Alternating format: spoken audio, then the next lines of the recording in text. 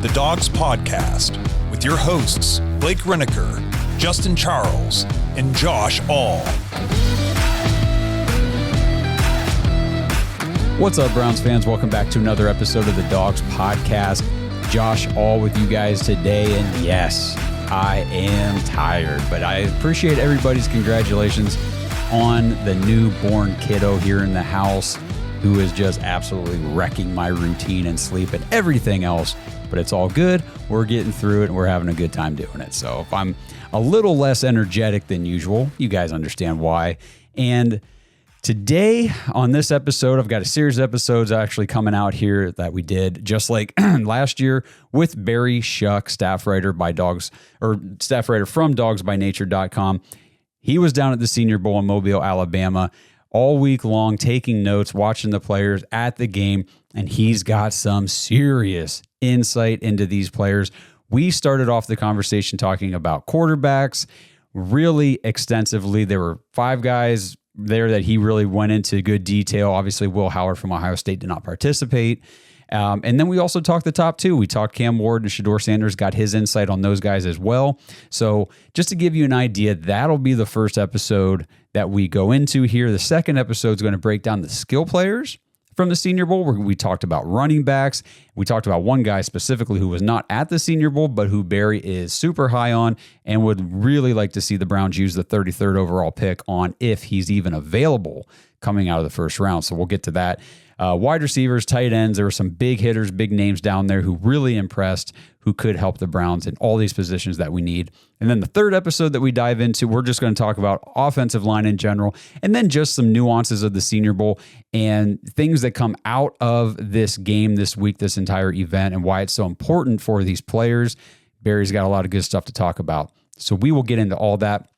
We only got into the offensive players this time, and we have a call set up next week. We're going to dive into the defensive side of the ball. So there will be more Senior Bowl NFL Draft Prospect episodes coming out for you guys. So stay tuned. If you're watching on YouTube, make sure you guys are subscribed to the channel, tap the notification bell, and hit subscribe. I can't remember what all I said here because I'm losing my mind. I didn't sleep very well last night, guys. But anyway, like the video. We appreciate everything you guys do to help support the show. And there's just going to be a lot of great content coming out. I'm going to clip all the segments from the different players and put them out individually so you guys can quick reference and see these things. And if you missed anything, you can go back and take it all in. And, you know, if you guys are listening on Apple, Spotify, please leave us a 5-star review. We don't say that a ton, but it does really help out the show. If you're on Spotify, you know, give us 5 stars. And Apple, if you write a written 5-star review, those help out the show a ton. So before I run the risk of rambling too much here in the intro, I want to dive into this interview, and I want to give everybody just a pre-warning for all 3 of these episodes. Barry's internet connection down in Florida was no bueno, and it is kind of a tough listen at certain points where he's cutting in and out, but bear with us. The information is great. I wish there was something I could do to help out with that internet connectivity, but it was, like I said, not very solid, not very strong. But hey, I went back and edited as much as I could to smooth it out and make it a little more palatable for you guys. Barry Shuck from Dawgs by Nature coming up next. All right, like I mentioned in the open, I've got Barry Shuck with me. Barry, it's been, I feel like, a long time since we've talked together here on the podcast. It's great to have you back. You always come back from Mobile, from the Senior Bowl, with such great insight and information, dropping names that Browns fans need to know, whether the team ends up taking them in the draft or not. I feel like a lot of the guys we talk about on these episodes each year end up making an impact in one way or another in the NFL once they get drafted. So very excited to have you. And what was the experience like at Mobile this year? Yeah, how are you doing, Josh? I know you just had a baby. Are you getting any sleep? A little bit. Just a bit. Yeah, gotcha. Well, the Senior Bowl was exciting this year because of the quarterbacks. Every year they have 3 quarterbacks per roster. And occasionally they'll have a big name. Justin Herbert was there one year. Jalen Hurts was there one year. Tim Tebow. And in the past, they've had Joe Montana and Dan Marino. So they've had a lot of big names come through there. But this year, there were a lot of big names. Will Howard was supposed to show. He accepted. 6 players accepted. And then right before the Sunday when everybody showed up, they all bailed on the game. Howard's projected to be a third-round pick. So what the Senior Bowl is for is to show that you are better than everybody else when it's good against good. So Howard could have bumped himself from a third round to a second round. Maybe, I doubt at the end of the first round, but he could have jumped at least a round just by going to the Senior Bowl. Mm-hmm. That happened to Joe Flacco back in the day. He was projected low second round. He got picked in low first round by the Ravens. But this year they had a lot of big names at quarterback. One is Jalen Milroe from Alabama. Another is Dillon Gabriel from Oregon. Then we got Jaxson Dart from Ole Miss. And then Riley Leonard from Notre Dame. So it was set up to be a great week, highlighted by all the quarterback names. Yeah, and I'm glad that you dove right into the quarterback names because it's the first topic I wanted to talk about. Obviously, it's the biggest topic for Browns fans seemingly every year, but especially this year because we know whatever the situation is with Deshaun Watson, like the starting quarterback for the Browns is not on the roster right now. So we are going to have to go to free agency, trade, and definitely in the draft. We got to take a guy. And Blake's been talking about taking two. And I feel like a lot of these Senior Bowl quarterbacks could be that second name selected in third, fourth, fifth round, depending on where you're projecting them to go after we talk about them. But it was definitely an exciting week looking at the quarterbacks. And I've been reading about the Senior Bowl and hearing stuff, how difficult it is for the quarterbacks to come in and really execute at a high level because a lot of these guys run the shotgun offense in their college system, and then they come here and the teams want them under center, play action, more pro style, and they struggle a little bit. And obviously they've got a couple days to build the chemistry with all new players, learn the new verbiage, all this stuff. So it's hard for these quarterbacks to really show out. So I want everybody to kind of keep that in mind too, just with a grain of salt. But out of these names, we'll talk about each one of them, but who stood out to you the most? And let's just kind of start with that. Okay, as far as stood out the most on a positive note, I would say Riley Leonard. He's 6'4", 215. He went to the national championship game this year. He was the most accurate that I've seen out of everybody there. He is a local boy. He grew up right down the road from Mobile, so he had a bunch of friends and family and church members there. But he does boast a next-level ball placement, and he's got the arm talent. He can throw the ball long. He's not as accurate long with the long passes. Where he's the most accurate is the intermediate, the ditch throws to the running back. He's definitely a true field general, and I think his pocket savviness is evident, and he's got nimble footwork. He is extremely accurate on the out routes and the sideline pass. He's not as thick and big. You look at him without pads, without shoulder pads, and without a helmet, and you think, wow, he's not gonna last on this. He's only 209 pounds, but he's a good scrambler. He's a good runner. In the national championship game, he ran quite a bit, and he's fearless. He doesn't care. He'll scramble. He'll run. And one thing I notice is when he leaves the pocket, he's not necessarily leaving to run and gain yardage. He's leaving to still throw. He's still looking down the field. Now, he may tuck it in. He may throw it out of bounds. He's still looking to throw it downfield. Okay. Those are all great traits to hear and everything like that. So what sort of, I know you track a lot of this stuff. Do you know what round projection he was coming in, and where do you have him slotted coming out of the Senior Bowl? I think coming in, he was a fourth round pick.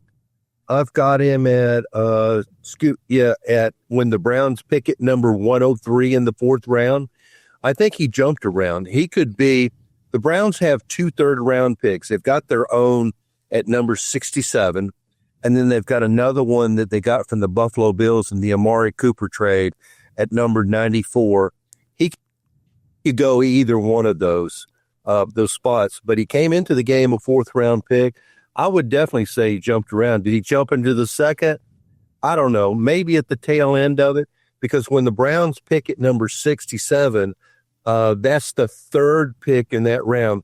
This year, 3 teams all ended up with the same record. And so they're alternating in each round, picking 1, 2, or 3. So in the first round, the Browns are picking 2nd.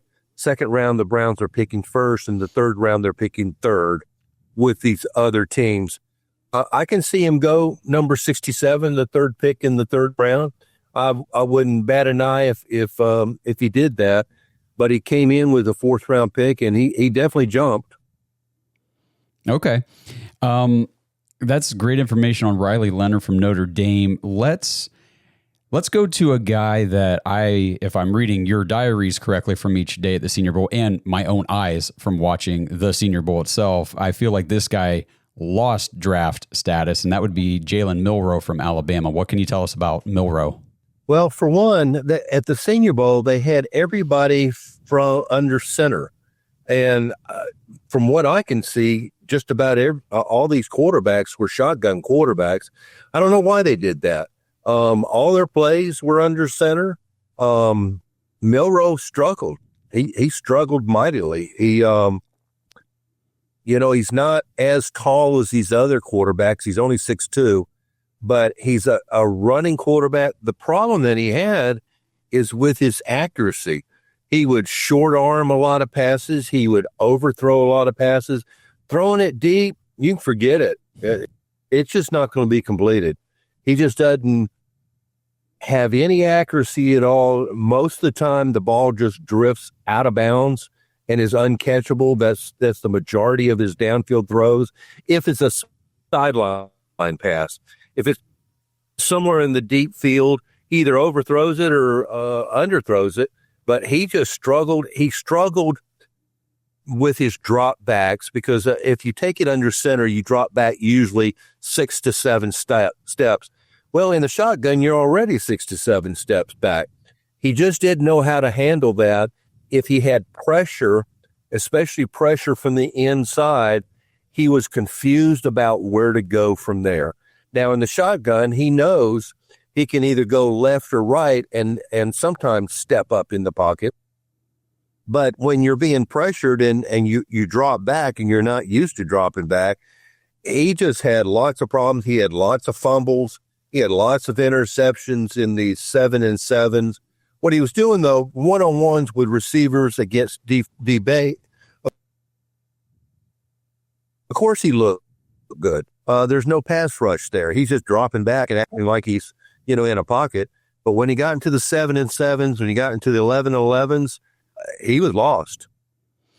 Yeah, that's kind of been what everything I've read about and seen, honestly, on tape myself with Jalen Milroe. And you talked about putting these guys under center immediately once they get to the Senior Bowl. And I wonder part of that is to see how they adapt quickly to the processing ability, because like you were saying, when they're in shotgun, they get that extra second and a half to read the defense and see everything unfold. When they're under center and they're coming back into play action, or they're just dropping back, they're losing out on that time. So it's all about processing, getting through your reads, and maybe they're testing them on that kind of stuff. And Milroe has been a guy that's talked about with the Tommy Rees connection and all that kind of stuff, because he was the OC at Alabama back in 23 and all that kind of stuff. But seeing some of these mock drafts that have Milroe in the first round, or the Browns trading back into the teens or something and grabbing him up, I keep telling people stop doing that, because I don't think this guy should even sniff the first round. But how do you see him projected in the draft? Well, coming into the draft, coming into the Senior Bowl, he looked like a mid-second rounder. I use a site that I use, their big board, and that's where they had him, and that's where I would go with him. But if he was drafted in the 3rd round, that'd surprise me. He is almost. It reminds me of back in the day with Tim Tebow. Tim Tebow would have one read, one progression, then he'd take off. And in college, you could do that. But in the NFL, you can't. You've got guys that are playing safety that are going to come down and just take you out. And the sacks are going to go up. The incompletions are going to go up. You can't drop back to pass or be in the shotgun and then take off 7 out of 8 plays, because after a while, they're going to start stacking the box with 8 players, and you're not going to be able to get anywhere at all. I did an interview with Jalen Milroe. It's on the site, dogsbynature.com. And I asked him about Tommy Reeves. And I've got the interview up. Let me see if, what he said. I asked him about Nick Saban. I've also asked him about Tommy Reeves. This was my question to him about Tommy Reeves. Is Tommy Reeves was your OC for 1 season at Alabama. He is now the OC with the Browns. Would that be an advantage for you with the familiarity? And this is what Milroe said. I have so much respect for Coach Reeves as a person and a coach. I learned so much from him, and he trusted me to have the ball in my hands. He is a coach who will put me in the grind. We both worked together well and achieved a lot for that 1 season. I would look forward for us to work together again. And what he means by putting the ball in his hand, when they lost against Michigan, not this year, of course they weren't in the playoffs, but the year before when Tommy Reeves was the OC, the very last play when they were on like the 2-yard line, the play called was a Milroe run that he got stuffed. Now, everybody was asking, well, why wasn't it a rollout where it was an option play where he could have thrown it or he could have scrambled in? It was just a run up the middle, and he got stuffed, and that was the end of the game. But Tommy Reeves put the ball to Jalen Milroe, which is a playmaker.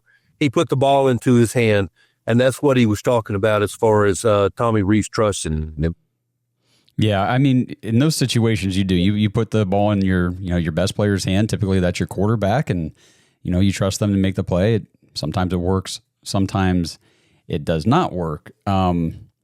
So with Milroe, we've seen a lot of this stuff in the NFL where teams draft these project quarterbacks with this insane athleticism. And I'm sure Milroe is going to go to the combine and test phenomenally, in all the different athletic things.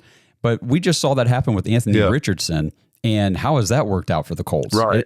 He is a one read, and then I got to get going because I can't go through my progressions type of quarterback. And it doesn't mean he can't develop, into an NFL passer. But so far, it's been 2 years. I know he's been injured and stuff, but it has not worked. And I would I do not want the Browns to draft this guy.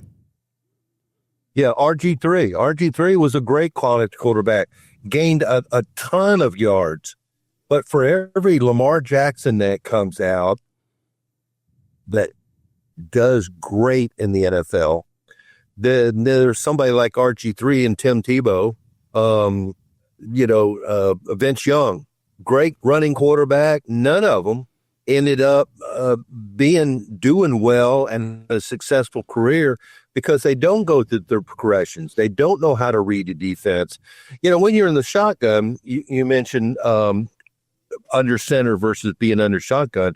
Another advantage that you have in the shotgun is you can survey the defense right away. You've got it in full panoramic view of what the defense looks like. When you drop back to pass, you don't.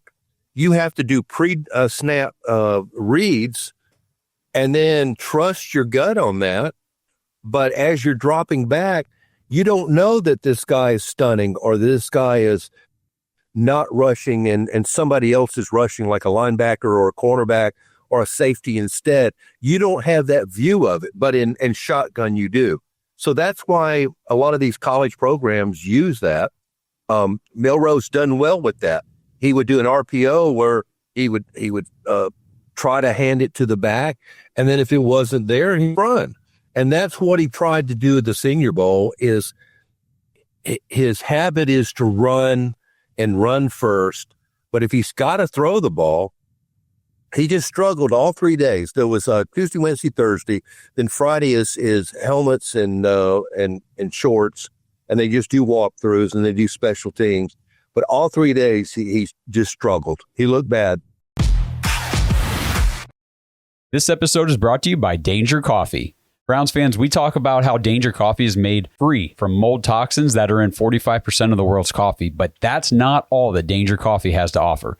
Mineral and nutrient deficiencies are a big deal. They make you feel sick, tired, stressed, and they can give you brain fog. These deficiencies negatively affect your immune system, your digestion, sleep, metabolism. Have you ever wondered why you get an initial burst from your coffee, but then you get that little crash not long after? Danger Coffee's patent-pending process remineralizes your body with more than 50 trace minerals and electrolytes, leaving you more energized, engaged, powerful. These micronutrients enter the cells to boost performance. They bind to toxins to provide detoxification support.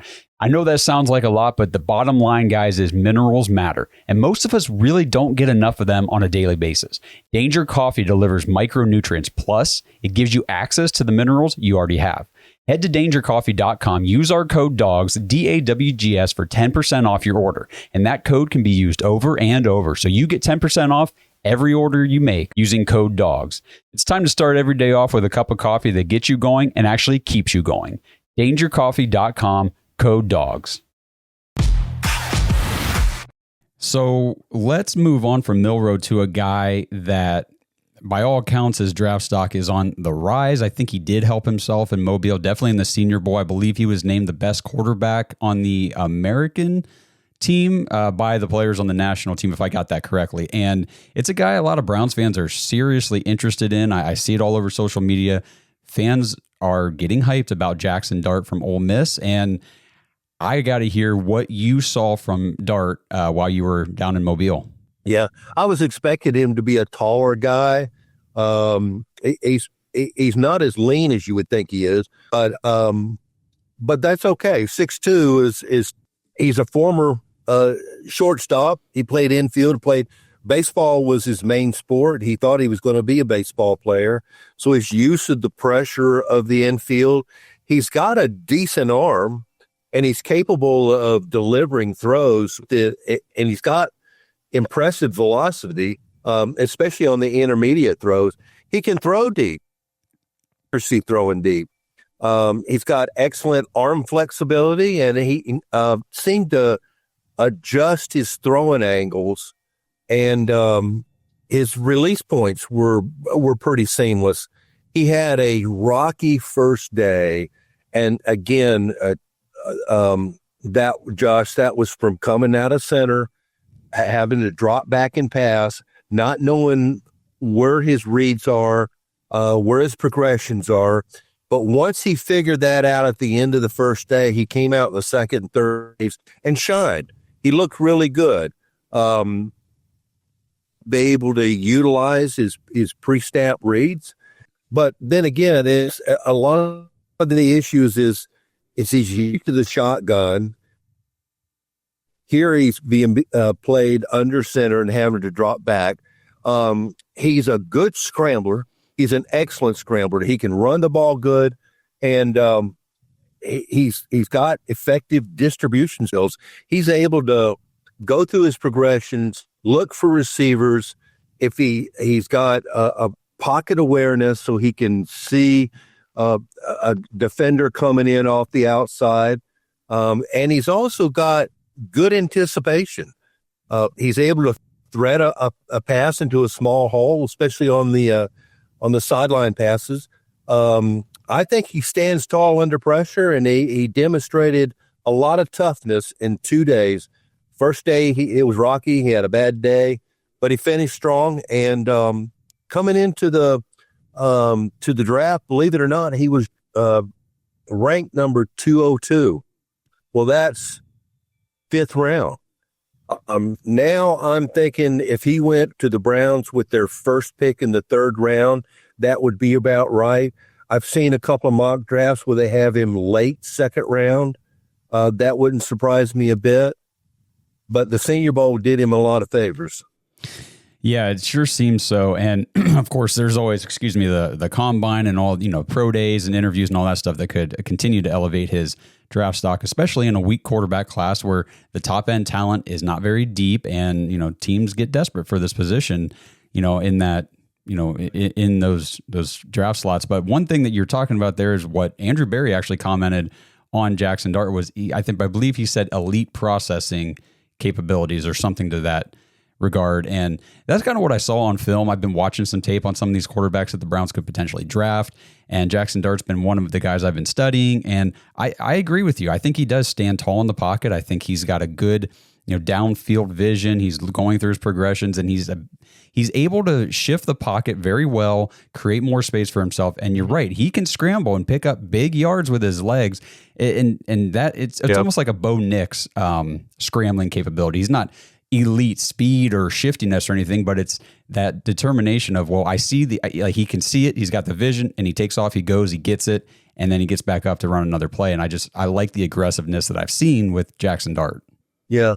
And I tell you, at the Senior Bowl, who had the strongest arm was Tyler Shaw from Louisville. And he's a big kid. He's an absolute big kid. He's 6'5", 225 pounds. But he can throw that ball a country mile. He'll be a 5th, 6th pick, but he had some good plays. He's got natural velocity, and he showed the ability to alter some of his arm slots and release points while still maintaining his accuracy. But he could really chunk the ball. Now, who I thought was the most NFL ready, though, at the Senior Bowl was Dillon Gabriel of Oregon. The knock on him is he's only 6 foot. He's 200 pounds. Him and I saw eye to eye together. And you may say, well, I don't know. That's, you got to have somebody 6'4", 6'5", seems to be the ideal range. Drew 6 foot. When he retired, he had all of the passing records. Russell Wilson, 5'11". So there are, but he looks like the best plug-and-play player at the Senior Bowl. He just had accuracy from day one. He demonstrated excellent timing, and he had great anticipation on his throws, especially the outbreaking routes. And he had, I wouldn't say great mobility, but he had functional mobility. He will run and he will gain yardage, but he tries to be a pocket passer first. He tries to be a guy that'll get flush from the pocket and look downfield first before he's going to try to run. But he's got, I would call, high level pocket presence because he tries to stay in the pocket, and he consistently showed some good ball placement. A lot of times allowing the receiver to maximize their yards after contact opportunities.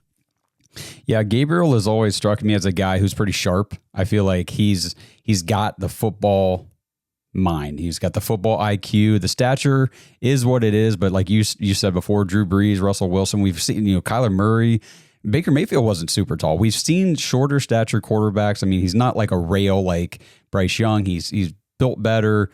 Gabriel just strikes me as the type of guy that, just tell me if you agree with this, but like a team like the Giants would sign a Gardner Minshew in free agency because they can't get a top, quarterback in the draft, and then they grab a Dillon Gabriel in, I don't know, maybe the 3rd or wherever you're projecting him to go, and then maybe by week 5, Gabriel got, he takes over the starting role, or even maybe got out of training camp. But that's sort of the future I see possible for Dillon Gabriel. Yeah, I'd say 3rd round. Now, he may have helped himself, and if he went in the bottom of the 2nd, it wouldn't surprise me at all. But the knock and every first question, every time I talked to him and was around other reporters, other media people, the very first question was something about his height. And he had the same answer. He's asked that 100 times. And but there are other guys have done it. So he's got that to lean on.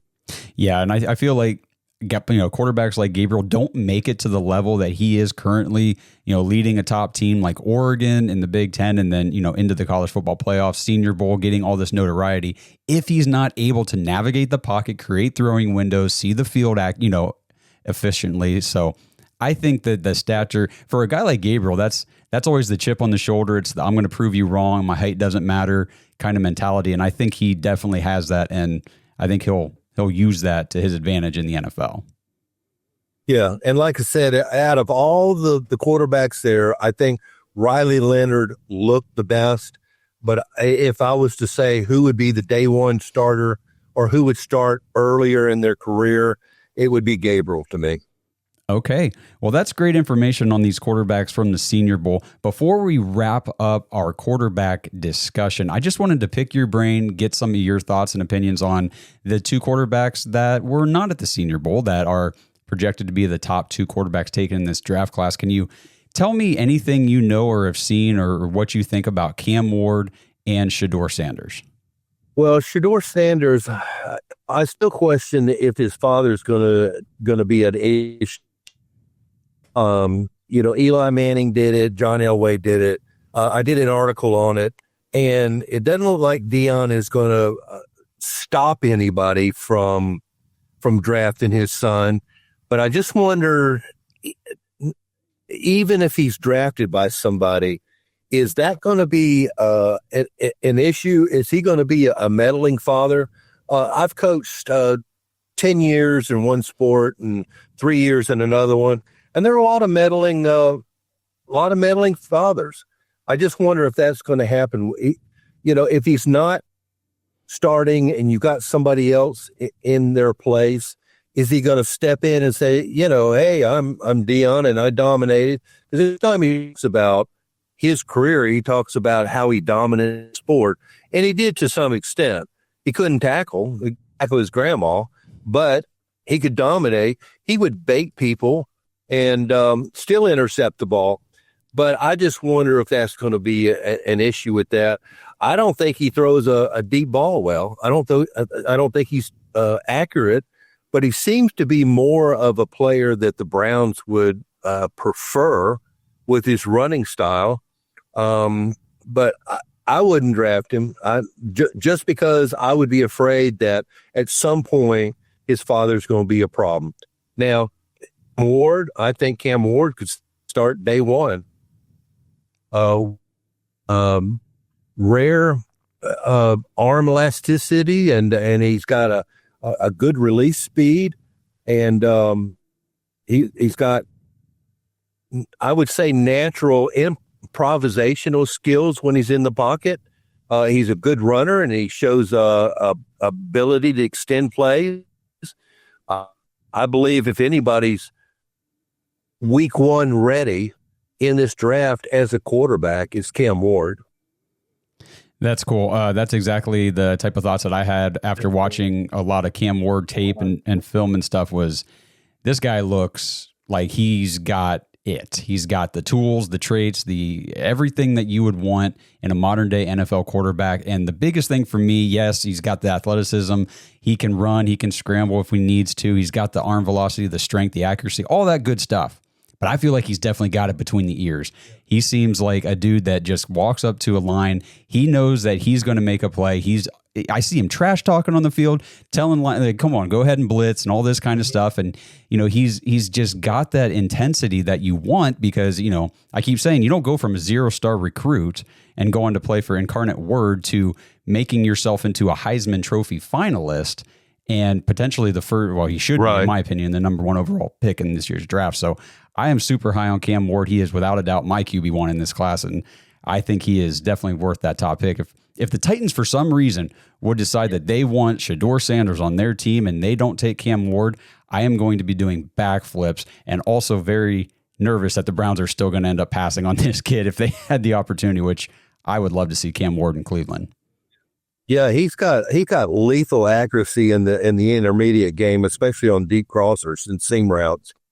Yeah, I've loved everything I've seen about his game. I know he gets knocked for holding the ball too long, but it's not so much that he doesn't see where plays are or anything like that. He's just extending plays. He's constantly got his eyes downfield, which is a good trait. He's not looking to run; he's looking to make a play, and stuff like that can be coached at the NFL level. There's certain situations where just get rid of the ball, live to play another down, don't take a sack here, that kind of stuff. But man, all the other tools and everything, gosh, this kid's got him. Yeah. All right. All the above. Yep. Yeah, so that'll wrap up our quarterback talk, which I know was the biggest. That's what Browns fans want to hear the most about is quarterbacks. But there are so many other positions the Browns need. So we're going to dive into the next position group here in a minute. All right, thanks everybody for tuning in to the first part of this Barry Shuck interview from the Senior Bowl, talking about the offensive side of the ball. We just broke down all the quarterbacks. I thought that was some really great information. Obviously, Barry's not too high on Shedeur Sanders, and it seemed like a lot of that was stemming from the Deion Sanders stuff, which we kind of are passing off and just shrugging off, saying not such a big deal. But, Barry's been doing this a long time. Maybe it's something we need to consider a little more than we are. Definitely high on Cam Ward. Just would love the Browns to have the opportunity to take that kid, but I do not think it's going to happen. But anyway, we will wrap this one up. Stay tuned for the next episode. We'll break down all the skill positions, running backs, wide receivers, and tight ends on the next one. Again, thanks for tuning in. Like the video, subscribe on YouTube, tap the notification bell, give us 5-star reviews on the audio, and join the Dog Pack at jointhedawgs.com to get into our Dog Pack community. We're going to be growing the Dog Pack over the offseason. And if you want to get a head start on all the stuff we're going to be doing, the private Discord that's in there that's just popping every day, all day long, and obviously the fantasy football leagues that I know it's only February, but those come around pretty quickly. It's amazing how fast the year goes. So stay tuned for all of that good stuff, and we'll be back on the next one, breaking down the skill position players. Thanks for listening to another episode of the Dawgs Podcast. Make sure you subscribe on YouTube and follow us on Twitter at the Dawgs Podcast. Get your thoughts on the show at thedawgspodcast.com.